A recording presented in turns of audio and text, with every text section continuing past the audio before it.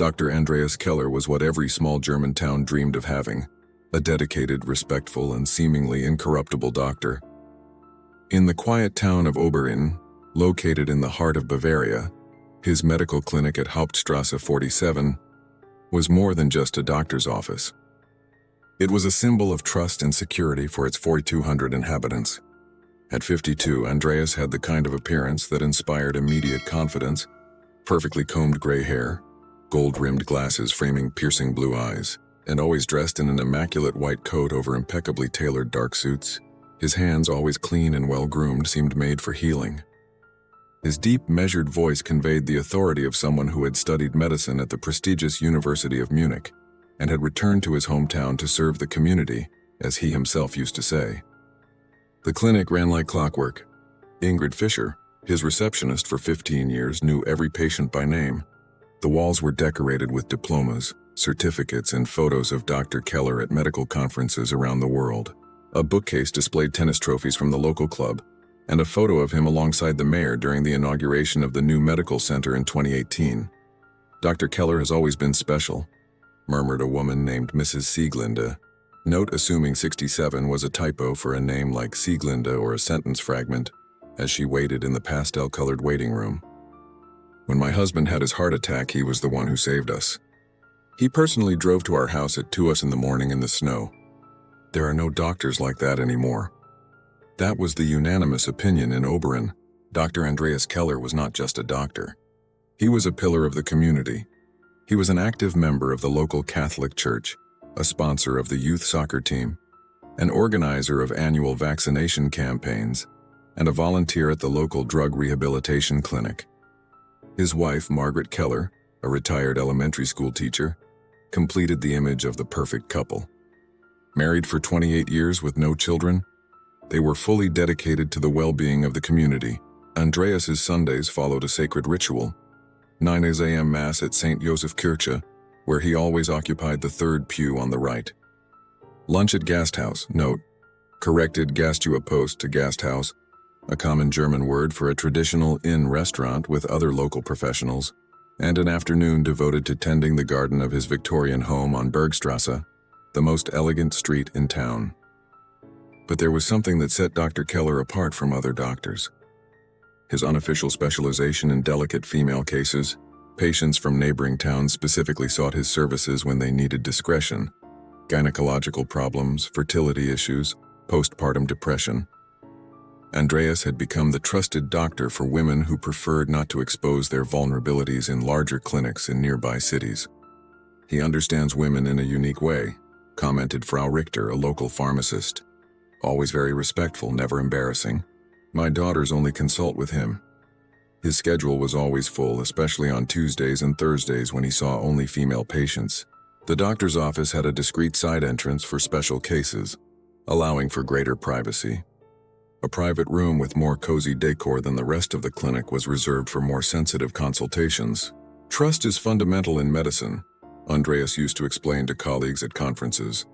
"A woman needs to feel completely at ease to report her symptoms. The environment, posture, words, everything matters." This philosophy had made him a regional reference. Doctors from Augsburg and even Munich sent patients specifically to him. His reputation had spread beyond the borders of Oberin, establishing a loyal clientele that traveled miles for his consultations. What no one imagined was that behind this impeccable facade lay a much darker reality. For 2 decades, the respected Dr. Andreas Keller had turned his position of trust into a weapon of systematic abuse. His specialization in delicate female cases was not a medical vocation. It was calculated and meticulous predation. The first victims began as early as 2003, when Andreas was only 32 years old and had just taken over the clinic inherited from his mentor, the elderly Dr. Hartmann. Young, ambitious, and newly specialized in general practice, Andreas quickly discovered that vulnerable women were perfect targets for his dark impulses. It all started innocently enough. A 19-year-old college student from Augsburg came to him complaining of anxiety and insomnia. During the consultation, Andreas noticed how positively she responded to his seemingly genuine attention and interest. She was far from home, without close family support, struggling with academic pressures and self-esteem issues. At first time, Andreas limited himself to seemingly accidental touches during the physical examination. But the young woman's reaction, submissiveness, lack of questioning, excessive gratitude for the special attention, awakened something dark in his personality. He realized that the combination of medical authority, a controlled environment, and emotional vulnerability created a situation of absolute power. What began as isolated impulses gradually turned into a sophisticated predatory system.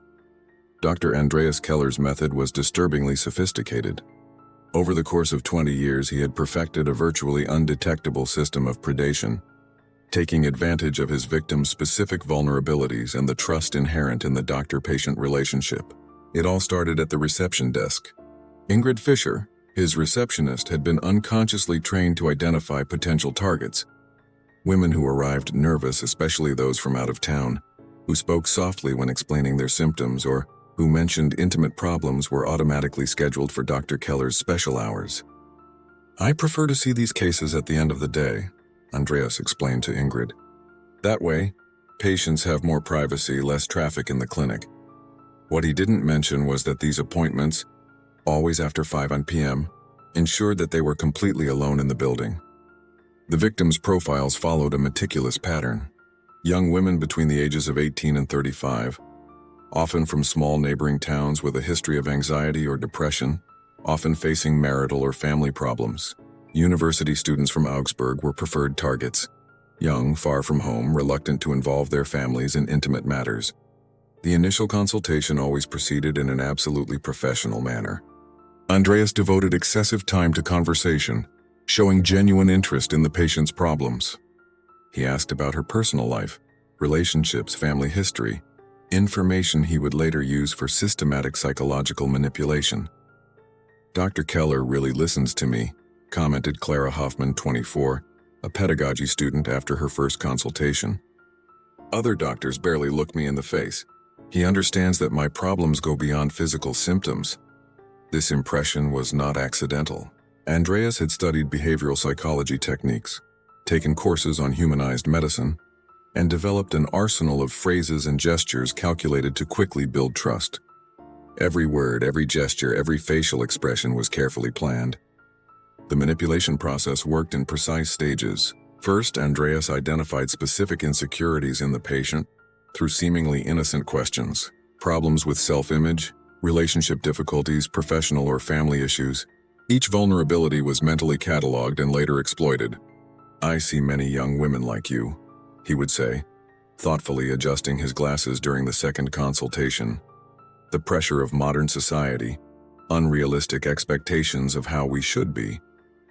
It's not easy being a woman these days. But you need to understand that it's completely normal to feel confused, lost at times. Subsequent consultations gradually introduced more intimate elements. Questions about sex life, details about past relationships, explorations of emotional blocks that could be causing physical symptoms, all wrapped up in medical psychological jargon that sounded absolutely legitimate to lay patients. The private office dramatically facilitated the process. Unlike the main exam room, this environment had a sofa instead of a stretcher, softer lighting, and a coffee table always set with herbal tea and homemade cookies. For patients who need more time and comfort to open up emotionally, Andreas explained when asked about the distinctive decor. It was in this carefully prepared environment that the so-called special treatments began. Andreas had developed a series of pseudo-medical therapies that justified progressively invasive physical contact. Therapeutic massage for anxiety relief, deep muscle relaxation for emotional trauma, body reconnection therapy techniques that mixed alternative medicine with pseudopsychology to create an appearance of total scientific legitimacy. "Emotional tension always manifests itself physically in the female body," he explained with unquestionable medical authority, while his therapeutic hands systematically crossed appropriate professional boundaries. "I need to help you release this blocked energy that is causing your symptoms.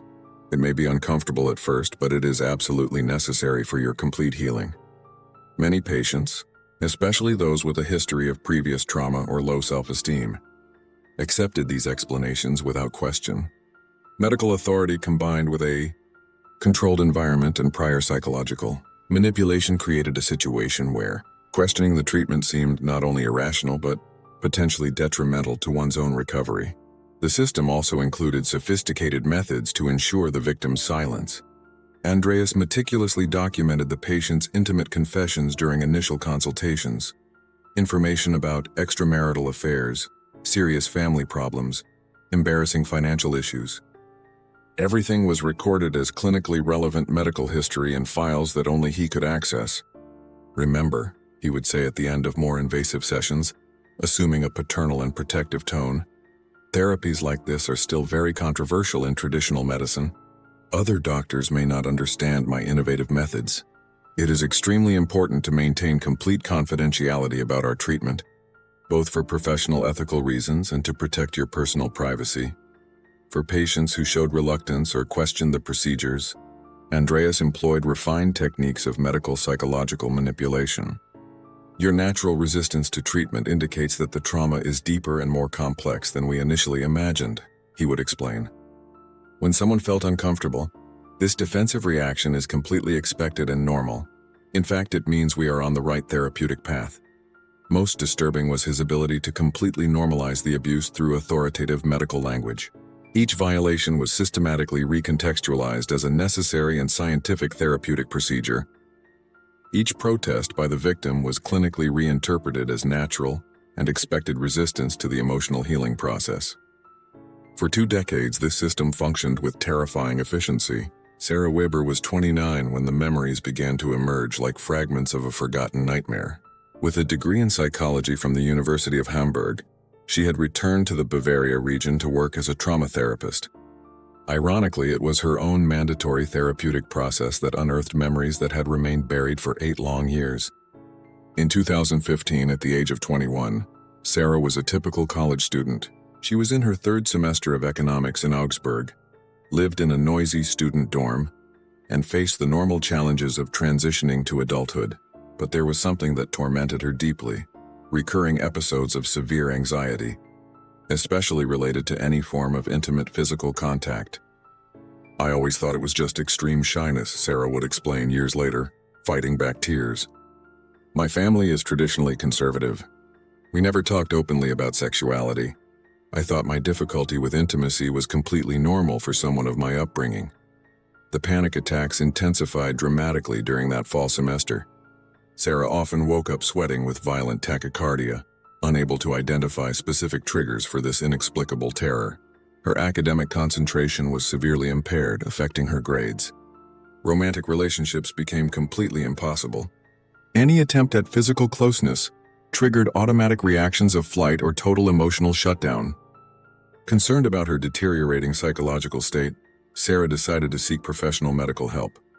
A roommate originally from Oberin enthusiastically recommended Dr. Andreas Keller. "He's the doctor in my hometown," she said. "Very competent, specifically with sensitive female issues. He's not embarrassing like other doctors I've seen." The appointment was scheduled for a cold Thursday in November at 5:30 p.m. Sarah remembers the date perfectly, November 18, 2015, because she had missed an important microeconomics exam to be there. The office was completely empty when she arrived. Just Dr. Keller and her in the quiet building. He greeted her with a warm, fatherly smile, asked her in detail about her studies, and showed genuine and impressive interest in her personal situation. "Severe anxiety in young college women is much more common than you might think," Andreas said, taking meticulous notes in a thick medical record. "Intense academic pressure, distance from family structure, discoveries about sexuality and identity. All of this can create deep emotional blocks that inevitably manifest physically in the body." For a full hour, Sarah reported in detail on her symptoms, complex family history, past and present relationships. Andreas listened with impressive attention, asking specific and seemingly relevant questions about her intimate life, always meticulously justifying them as absolutely necessary for a complete and accurate medical diagnosis. Gradually, Sarah felt completely at ease, sharing personal details she had never discussed with anyone, not even her closest friends. "Your anxiety has very deep emotional roots," Andreas diagnosed after the extensive initial interview. "It's not just a superficial psychological issue. There are complex physical and neurological components that need to be treated through specialized methods. I'm going to recommend a special therapy that I've developed specifically for complex cases like yours. Sarah was carefully ushered into the private office. The change of environment seemed to make perfect medical sense. A more cozy and private place for more personalized and effective therapy. Andreas patiently explained that he would use advanced deep relaxation techniques combined with controlled release of muscular and emotional tension. What happened during the next 5 sessions remained fragmented and confusing in Sarah's memory for almost a decade. She could remember attending the weekly appointments religiously. She vaguely recalled feelings of initial relaxation, of feeling progressively disconnected and distant during the procedures, of waking up at home with no clear memory of how she had gotten there. Deep treatments like these often cause drowsiness and temporary disorientation, Andreas explained with reassuring medical authority. It's an extremely positive sign that your body and mind are responding appropriately to the therapeutic process. Keep attending religiously, we're making significant medical progress. But Sarah abruptly stopped treatment after the 5th session, unable to rationally explain why. She simply woke up in her college dorm with a visceral sense of inexplicable unease, and the absolute certainty that she should not return. Paradoxically, her anxiety attacks had become dramatically worse, not better. She decided to see another doctor in Augsburg, who prescribed traditional antidepressants and referred her to conventional psychotherapy. Over the next few years, Sarah attributed her eventual improvement solely to the new medical treatment. She successfully graduated, moved to Hamburg, and specialized in trauma psychology. She rarely consciously thought about Dr. Keller, or those strange consultations which seemed more like fragments of confused dreams than real concrete memories. The devastating revelation came completely unexpectedly in January 2023. During her own therapeutic analysis, a mandatory part of specialized psychotherapy training, Sarah was working on residual issues related to her persistent difficulty with physical intimacy. Under supervised deep relaxation techniques, disturbing images began to emerge from her subconscious. Male hands touching her body in clearly inappropriate ways. A familiar voice repeatedly whispering that this is completely normal and necessary. It is an essential part of medical treatment.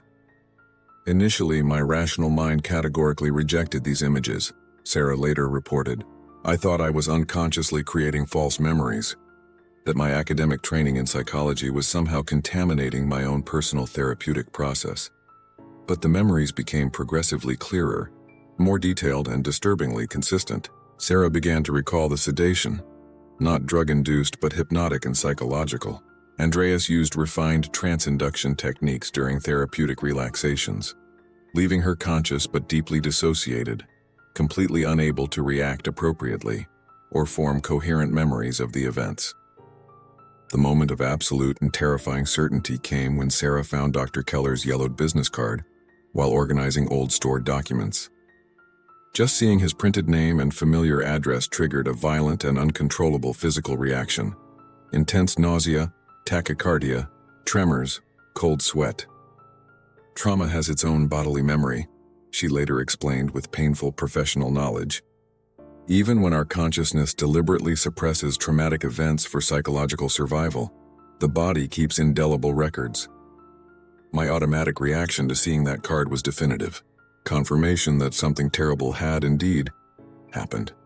Sarah Weber understood perfectly well that accusing a respected doctor without solid evidence would be not only professional suicide but also personal suicide.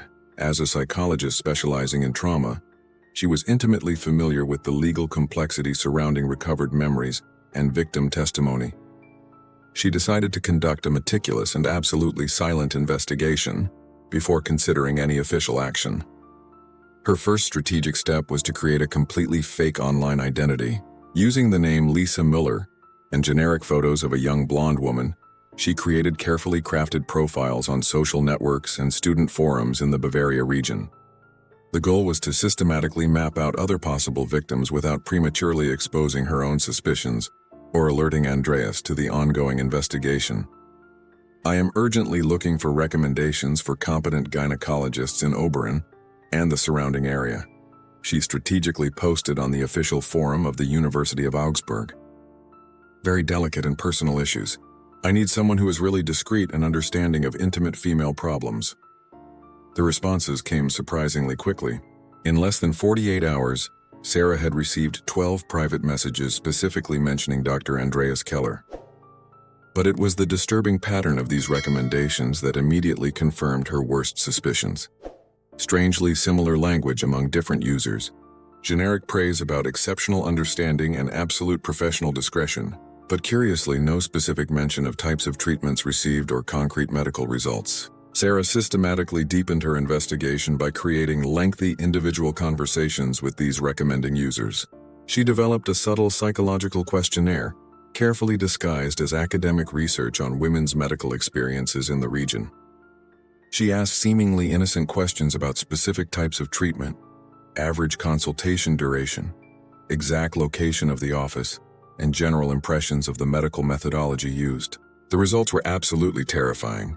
Of the 15 women who agreed to voluntarily participate in the academic research, 13 reported experiences that followed patterns virtually identical to Sarah's. Appointments invariably scheduled in the evening, always after normal business hours, systematic transfer to the mysterious private office after the initial first session, treatments described as innovative and specialized for anxiety and intimate female issues, recurring sensations of unexplained drowsiness or mental disconnection during medical procedures, consistently fragmented memories about specific details of the treatments received, pattern of initial improvement followed by dramatic worsening of the original symptoms, abrupt interruption of treatment without clear or logical medical explanation. Even more alarming, they all had demographic and psychological profiles strikingly similar to Sarah's. Young women between the ages of 19 and 28, college students or recent graduates, documented history of anxiety or depression, often distant or emotionally conflicted family relationships. He really seemed to understand deeply what I was going through, wrote one of the possible victims in a detailed response.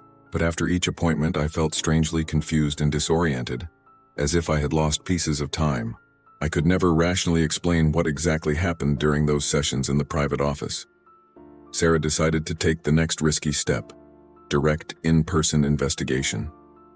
She boldly scheduled an appointment with Dr. Keller, using the completely false identity of Lisa Mueller, claiming to suffer from severe anxiety and complex intimate issues related to difficulties with romantic relationships. The appointment was strategically scheduled for a typical Thursday at 6:15 p.m. Sarah arrived at the familiar office equipped with a microscopic digital recorder professionally hidden in her clothing. She knew the recording would be completely inadmissible in court, but she desperately needed concrete evidence to guide her further investigation.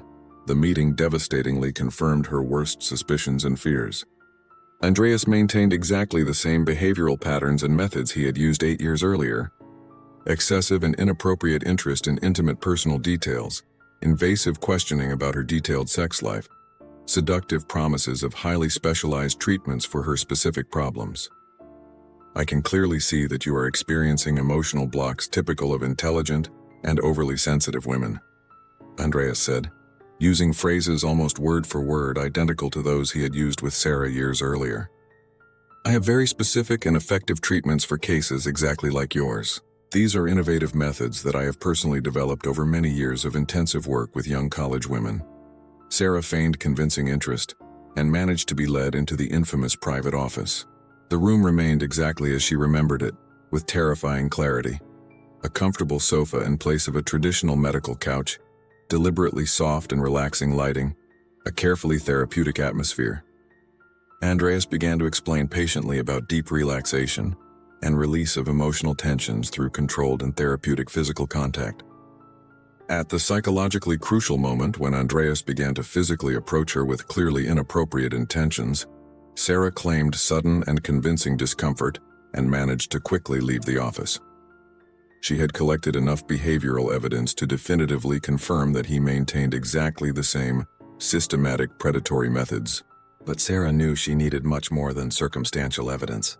She needed physical evidence, documents, witnesses willing to speak officially. She decided to dramatically deepen her amateur investigation, meticulously researching available public records. She discovered extremely interesting information about Andreas's properties. In addition to the publicly known urban medical clinic, He owned a completely isolated country house in the rural outskirts of Oberin. Official city records showed recent costly renovations, including installation of specialized medical equipment at this remote property. Sarah began to suspect that the most serious and systematic violations did not occur only in the urban office in the city, but mainly in this isolated and controlled location. Perhaps Andreas strategically used the urban clinic for the selection and psychological preparation of victims, subsequently transferring special cases to a completely controlled and private environment. The most disturbing discovery came when Sarah was able to access information about Andreas's medical prescriptions through a pharmacist she knew. He had prescribed sedative drugs to several of her identified potential victims. Always exactly the same drugs, benzodiazepines, in precise doses that would cause drowsiness and severe mental confusion without total loss of consciousness. Sarah realized with horror that Andreas had systematically perfected his methods over 2 decades of predation. Sarah Weber understood that approaching the police required an extremely careful strategy. Accusations based on recovered memories were legally fragile, especially against a doctor with 20 years of impeccable reputation in the community. She needed to present an absolutely solid case based on multiple and unquestionably verifiable evidence. Her first contact was with Kommissarin Elena Richter, a sex crime specialist with the Augsburg Kripo, note corrected Creo to Kripo, German abbreviation for criminal police. Elena was 38 years old, had extensive expertise in investigating systematic abuse, and a regional reputation for treating victims with the psychological sensitivity necessary for complex and traumatic cases. "I fully understand your concerns and suspicions," Elena said after patiently listening to Sarah's detailed preliminary account. "But you need to understand realistically that cases involving established medical professionals require extraordinarily solid and irrefutable evidence. The isolated word of a victim against a respected doctor rarely results in a court conviction." Sarah methodically presented her carefully organized research: demographic profiles of the identified potential victims, identified systematic behavioral patterns, circumstantial evidence about methods of pharmacological sedation, detailed information about the isolated rural property. Elena immediately recognized the exceptional quality of the amateur investigation. "You have conducted a genuinely impressive investigative effort," admitted the experienced investigator. "But unfortunately, we need direct and unquestionable physical evidence. Witnesses willing to testify officially, concrete material evidence, detailed medical records proving irregularities. Without that, he will simply claim that these are all psychologically misguided interpretations of completely legitimate medical treatments." The first monumental challenge was to convince other identified victims to come forward officially through formal testimony. Sarah contacted the women identified in her digital research again, carefully explaining the real situation and requesting their courageous cooperation with an official police investigation. The initial response was deeply discouraging. Of the 15 possible victims identified, only 4 hesitantly agreed to give official testimony. The others claimed paralyzing fear of embarrassing public exposure, genuine concern about family reactions, or simply psychological uncertainty about the objective reality of their traumatic experiences. Many victims of systematic medical abuse face precisely this complex psychological dilemma, Elena explained with professional understanding. The power relationship is so fundamentally asymmetrical that they often question their own perceptions and memories. We need to work gradually and patiently to build sufficient trust. Julia Kohl. Note, corrected Co to a common German surname like Kohl or Koch, was courageously the first to formally file her complaint. Her testimony, meticulously given in March 2023, was extraordinarily detailed and legally specific. She reported not only systematic abuse during her last appointment, but also clear patterns of inappropriate medical behavior in previous sessions. Dr. Keller always meticulously justified his invasive methods as innovative and clinically necessary, Julia stated with visible determination. But in retrospect, looking back with clarity, I realized that many procedures were clearly abusive and completely unnecessary for the specific problems I had initially reported. Julia's testimony was absolutely crucial because it included specific and verifiable details about the pharmacological sedation. She had by pure chance kept the bottle of the mysterious therapeutic tea that Andreas had offered her during the last session. Specialized laboratory analysis definitively identified the presence of midazolam, an extremely potent sedative rarely used in ordinary medical offices. "This is our first concrete and irrefutable physical evidence," Elena celebrated with professional satisfaction. "Midazolam causes exactly the neurological effects systematically described by the victims: controlled drowsiness, mental confusion, severe fragmentation of memories. And there is absolutely no legitimate medical justification for administering this substance in a doctor's office without specialized emergency equipment." With this decisive pharmacological evidence, Elena was able to obtain a court order to comprehensively investigate Andreas's medical records. The analysis revealed absolutely disturbing patterns: excessive and unjustified prescriptions of sedatives for young female patients, extraordinarily long consultations, some lasting more than 3 hours, and frequent and systematic use of the office reserved for specialized therapies that were not adequately documented. Even more alarming, Andreas kept detailed and obsessive records about his patients' intimate lives, personal information that dramatically transcended any legitimate medical need. There were specific notes about emotional resistance to treatment, need for more intensive therapy sessions, and coded references that Elena strongly suspected were directly related to systematic abuse. The next crucial investigative step was the isolated rural property. Elena obtained a comprehensive search and seizure warrant, but she knew that Andreas could have systematically destroyed compromising evidence if he suspected the ongoing investigation. The police operation needed to be carried out simultaneously at the urban clinic and the country house to maximize chances of success. The coordinated raid took place on a cold April morning at 6:30 a.m. 2 specialized Kripo teams, note German criminal police, simultaneously executed warrants at both properties. Andreas was surprised still asleep in his main residence, completely unprepared for the police operation. At the urban clinic, investigators discovered a hidden parallel filing system containing detailed records that Andreas kept separate from the official medical records. These secret files contained obsessively detailed intimate information about dozens of patients, including unauthorized photographs and notes on therapeutic progress that clearly documented the systematic progression of the abuse. But it was at the isolated country house that the discoveries became truly terrifying. The place had been converted into a fully functional medical clinic equipped with an examination table, sedation equipment, and a security camera system that Andreas apparently used to document his crimes. Even more disturbing, investigators found an extensive digital archive containing hundreds of videos documenting systematic abuse over several years. Andreas had obsessively recorded his violations, apparently for later review. In his home office, police discovered detailed personal journals where Andreas methodically documented his evolution as a predator. Dated entries showed how he had gradually perfected his techniques of manipulation and abuse over 2 decades. "What we discovered transcends any individual case," Elena later explained. "We have evidence of systematic abuse involving at least 43 identified victims over 20 years. Andreas Keller essentially operated a highly sophisticated medical predation network."